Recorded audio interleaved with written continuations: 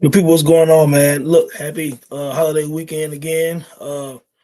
Appreciate the love on the video from yesterday, discussing the Nas and DJ Premier situation, talking about greats. So since we're talking about greats and greatest, I think it's appropriate to talk about K Dot now and put some perspective now on, for me, his entire career, because there's a lot to unpack, and I'll do this in a very brief video, but so much to unpack because there's so many layers to Kendrick's career. You know what I'm saying? And now his ranking for me on an all-time list. And I've done several lists over the years. It's all in fun, man. Nobody's right or wrong. It's all just perspective. But some things are facts in terms of people's accomplishments and things of that nature. That's true when you think about being critically acclaimed, sales, tours, how the culture look at you and things like that. Some of those things can be, you know what I'm saying, quantified, ranked, and all the stuff like that. You know what I'm saying? It can make sense. Everything isn't subjective in music, but a lot of things are. But everything isn't. Let's go ahead and get that clear. You know what I'm saying? Young MC can't rap better than Rakim. You know what I'm saying? So everything is not subjective. Nevertheless, my last greatest MCs list that was done this year, about 60 days ago, I had Kendrick Lamar as the 8th greatest MC rapper of all time.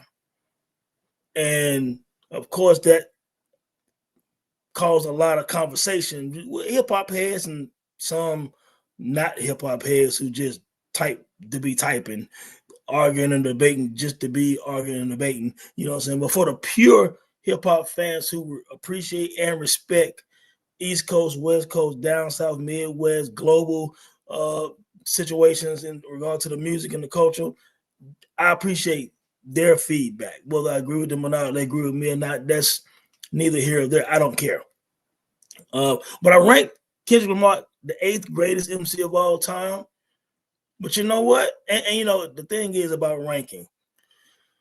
When you were born in the 70s, such as myself, I'm growing up on 80s hip hop, 90s hip hop. I'm grown when Pac and Biggie's alive. You know what I'm saying? I'm grown when they passed away. So yes, certain people my age, you know, it's gonna be hard for us, our generation, to rank people ahead of people that we respect so much.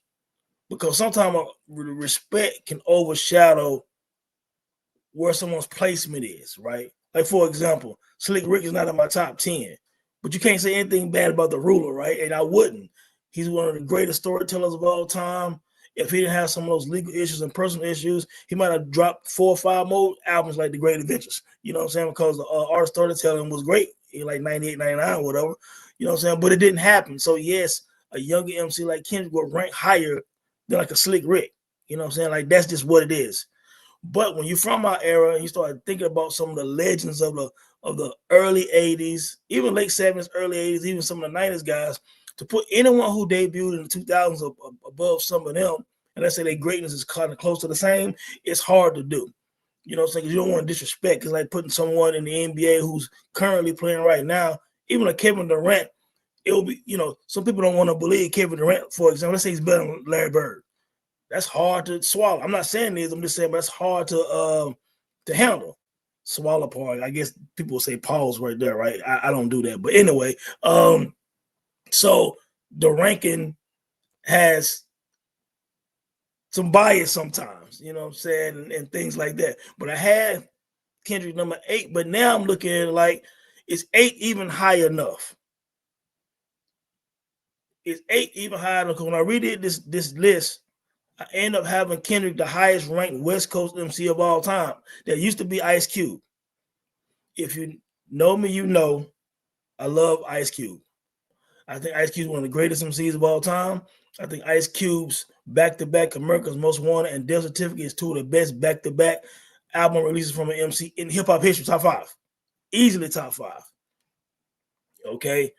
I've always held him in high regard. I recently did a video about why is Cube disrespected by some of the younger fans, and even some older fans who rank certain MCs ahead of him, and it's ridiculous to me. You know what I'm saying? So Cube is still in my top 15 greatest MCs of all time. I think he's like 11 on my all-time list or something like that now. He used to be like 7 or 8, you know what I'm saying? But I think they had to do some rearranging and stuff like that. Personally, I'm not mad if someone has Cube in the top 10. He's one of the greatest MCs of all time. I have Kendrick as the highest rated West Coast MC at number 8. But let me read my top 10 real quick, and then we have a conversation, and then we're going to talk about a few other things. Number 1, I have Nas. Now, Nas became my number 1 MC of all time. Contrary to popular belief, Nas wasn't my number 1 MC until I heard KD3. I always had Rakim at number 1. I had Rakim at number 1 since I was in high school, man. You know what I'm saying? I just did.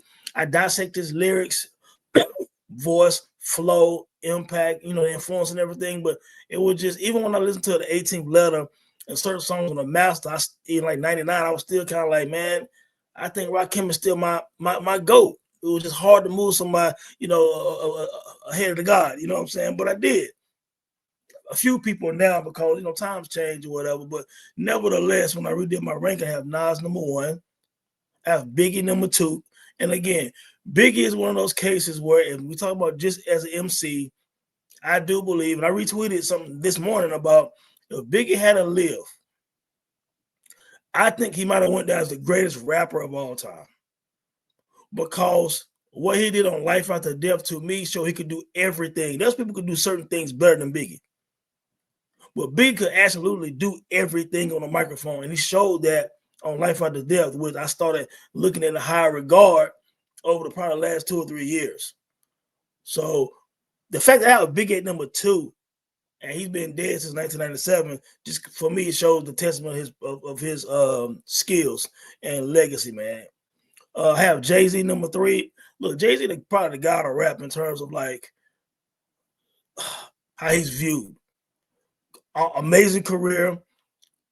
Could do everything on the mic. If you want to say Jay-Z is the GOAT, I'm not going to debate that, okay? He's number 3 on my list. 4 is Pac. Pac is the greatest hip-hop artist of all time. Great MC, great lyricist. Contrary to popular belief, people think rappity rap is all lyricism is. Pac was a fantastic lyricist, because lyrics isn't just a certain style of rapping, okay? So Pac is the greatest artist to me in hip-hop history. But I have number 4 on my greatest MCs list. Rakim number 5. KRS-One number 6. LL Cool J number 7. Kendrick Lamar number 8. Eminem number 9. And Scarface number 10. Those are my top 10, okay? Now, Kendrick Lamar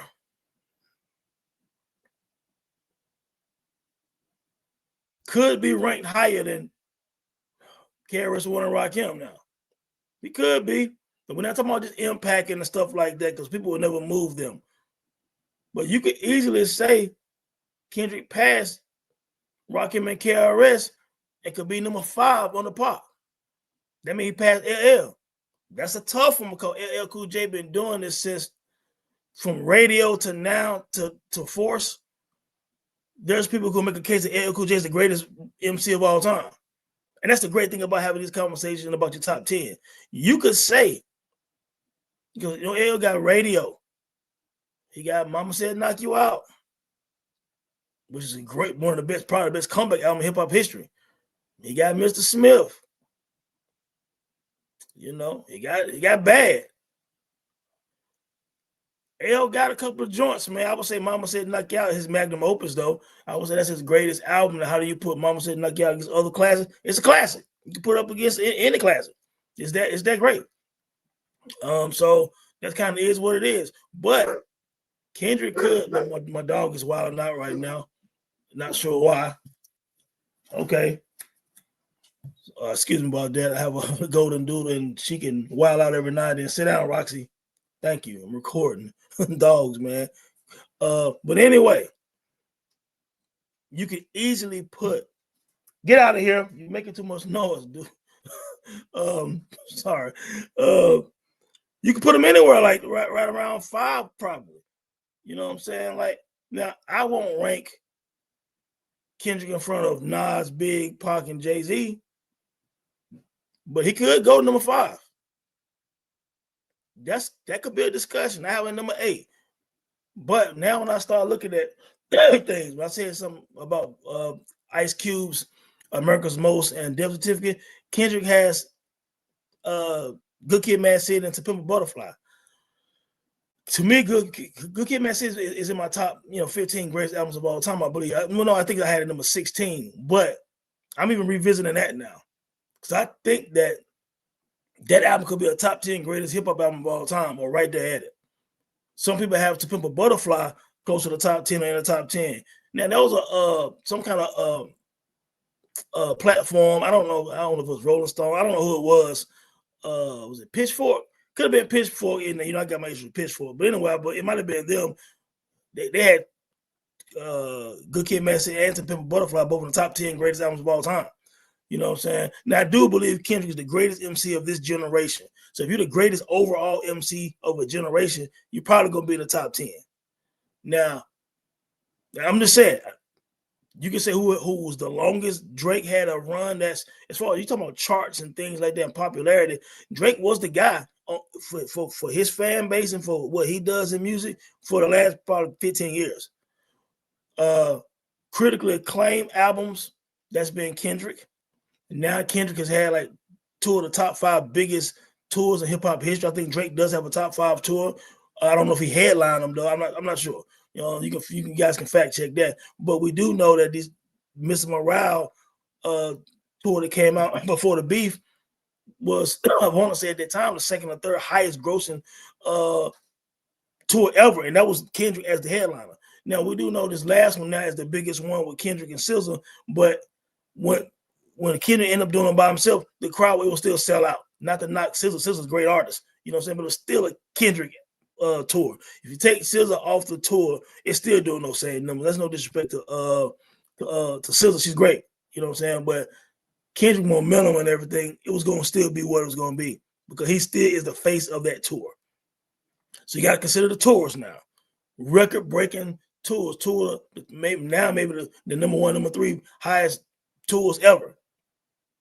Number 1 in his generation now as an MC. I'm sure that the hip-hop look at him as the number 1 MC of this generation now, for the most part. You got the albums. So let me do this. I wrote down, so some people think Kendrick gonna have a few projects, but he has a lot of them. It's just that before his major release. But this is the ones I have down. I guess it's kind of in order, maybe. You know what I'm saying? To kind of also make a case for him moving from 8 to maybe 5 or more. You got Good Kid, Mad City. You got To Pimp a Butterfly. You got Section 80, which is fantastic. You got Damn, which won a Pulitzer Prize. You know what I'm saying? You got GNX, which the GNX album ended up being, you know what I'm saying, the face of this tour. You know what I'm saying? This is the biggest tour hip hop now. You got Mr. Morale, the face of the 3rd biggest hip hop tour of all time. That's fantastic, man. I got Overly Dedicated, which sounds like an album. You got the Kendrick Lamar EP, sounds like an album. You got the C4 joint mixtape. You got Untitled. Some people love Untitled. You got No Sleep. You got Training Day and The Youngest Head Nigga in Charge. That's 13 projects. 13 projects. So he has to work because, like I said, Overly Dedicated and Kendrick Lamar EP are basically albums. You know what I'm saying? So Kendrick has the work. He has the impact. You know what I'm saying? Every kind of BET Award, Grammy, all of that. He has records for those. You know what I'm saying? So he has underground. He started as K Dot. So when you listen to these Youngest Head Nigga in Charge, No Sleep, Training Day, C4, all this. This is him being K Dot, really just rhyming, spitting. Overly Dedicated, rhyming, spitting. Man, go back and listen to some of those tracks on the Overly Dedicated and the Kendrick Lamar EP. All of this is before Section 80. And when Section 80 came out, that's his debut album, you still got songs like High Power on there, man. Cushion Corinthians, man. Reagan era. So Kendrick, some of his songs, he gives you the feel of political, the conscious, gangster, all of that.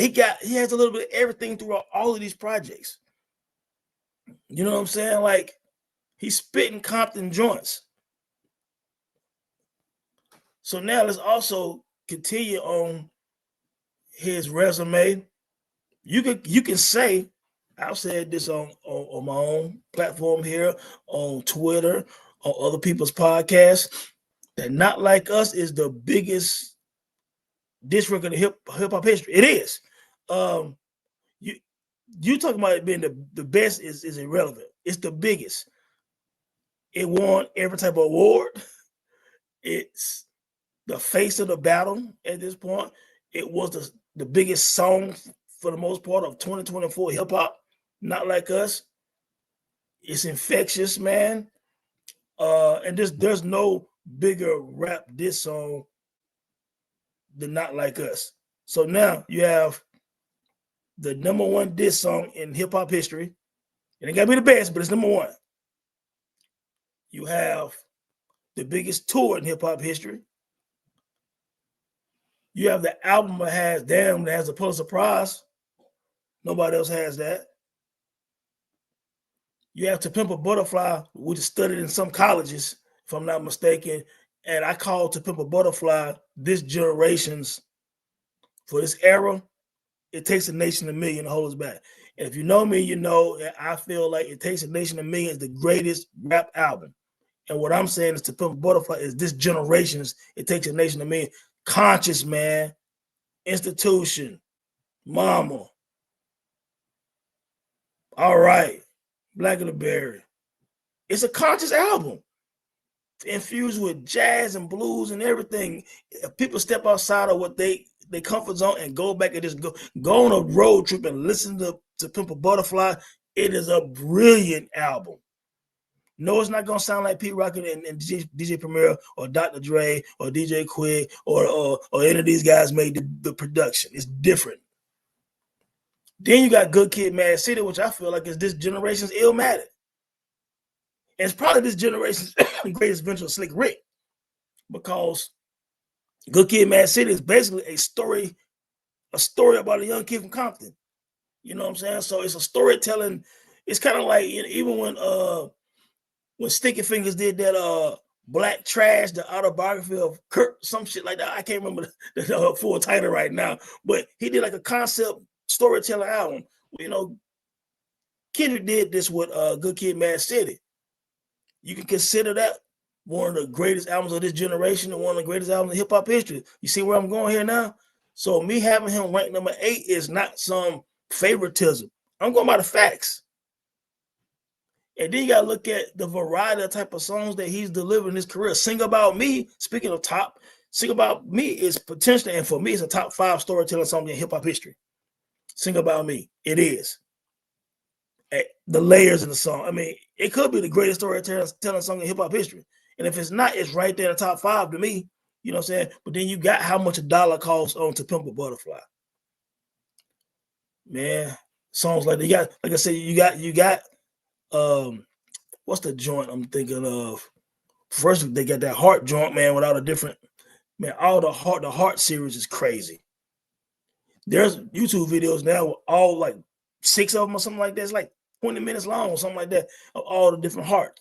You know what I'm saying? It's crazy. You know what I'm saying? So he has that.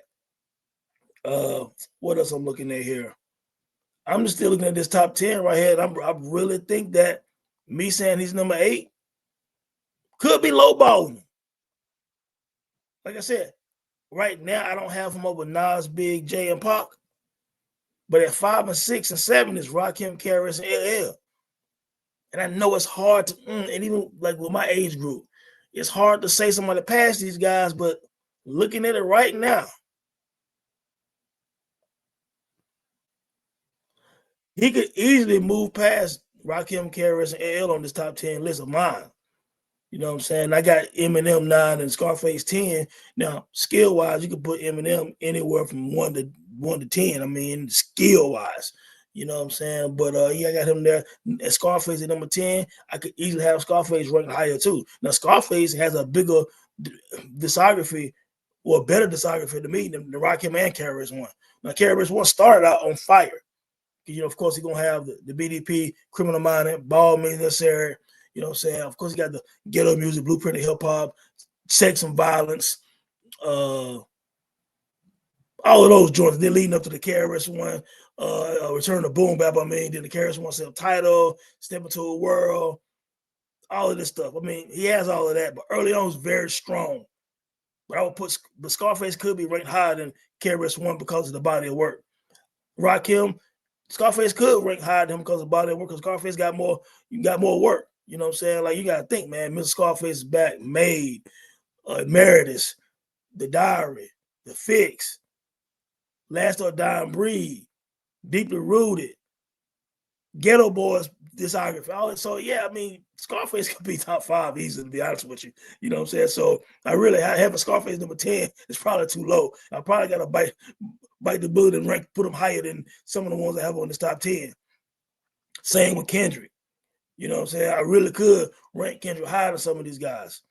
You know what I'm saying? Like, maybe my respect for Rakim got him still at number 5. Maybe I mean, R's still gonna be the top 10, but maybe I need to be down lower.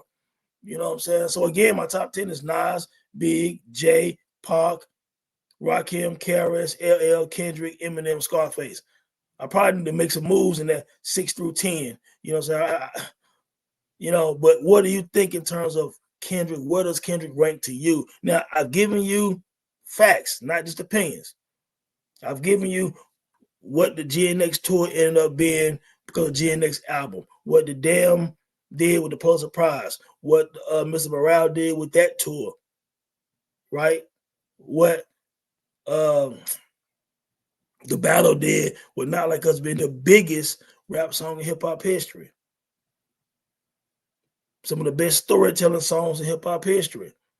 Critically acclaimed. When we're talking about critically acclaimed, and I talked to a young brother this morning about, yes, professional reviews does matter, because if that's the case, Nas getting 5 mics for Illmatic don't matter, right? It does matter. I was in college when Illmatic came out.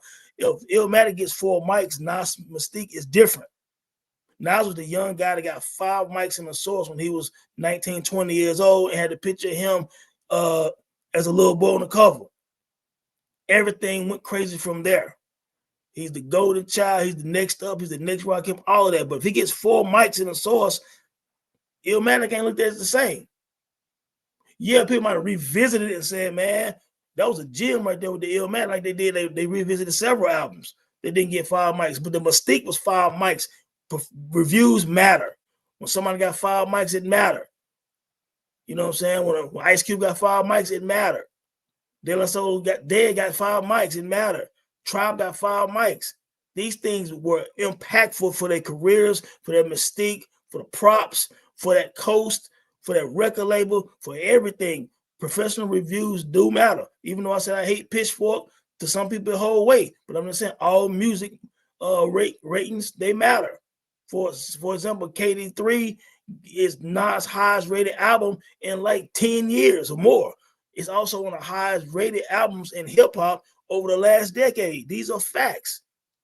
You know what I'm saying? So professional review, and those, it comes from this metric from like 8, 9, 10 or more different professional platforms, whether it's magazines, websites that's been reviewing music on a major scale, Rolling Stones and all of them for decades.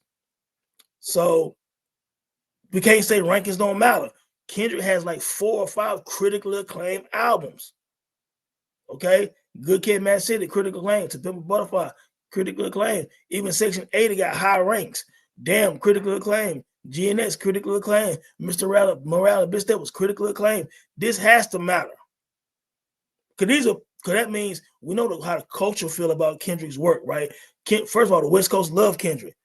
Hip hop loves Kendrick. Even outside the West Coast, people love his music, love his songs. I'm talking about people from all different ages, backgrounds, races, cultures, everything. These are facts. This was the fact before the battle. People, Mr. Morale tour was like the number 3 biggest tour in hip hop history. It ended before the battle even happened. Kendrick been a huge star, stadium status before the Drake battle. These are facts, what I'm talking about. So he has a commercial acclaim with all the awards, like 29, 30 BET awards, all these Grammys, all these Pulitzer Prize, all this stuff like that. This all happened before a battle. So that's why I even saw certain people having Kendrick in their top 5, in their top 3. I've seen some people say Kendrick Lamar is the greatest MC now overall of all time. So the fact that he's in the top 10 of mine and of a lot of people, you could move him anywhere in there probably. You know what I'm saying? So that's where he is right now. Is Kendrick the 8th best rapper? Or do I have him too low? Do I have him too high? Where do you have Kendrick at, man? Generational talent, I'm happy that someone like that came through in the culture. Not even Nas said on I think on Magic, he named Kendrick, Cole, and Drake. You know what I'm saying? He basically said they were, him, Jay, and Big. You know what I'm saying? So you got legends feeling this way. So yeah, man, and he's not the only one, man. A lot of the talk over the last year or two, and even more than that, has been where do you rank him?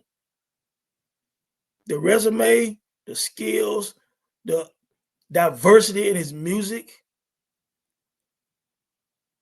It's absolutely incredible, man. I think we're looking at someone who, and I'm gonna tell you, if Kendrick Lamar in the next 2 years drop another album as good as some of these albums he has, that's another conversation to come.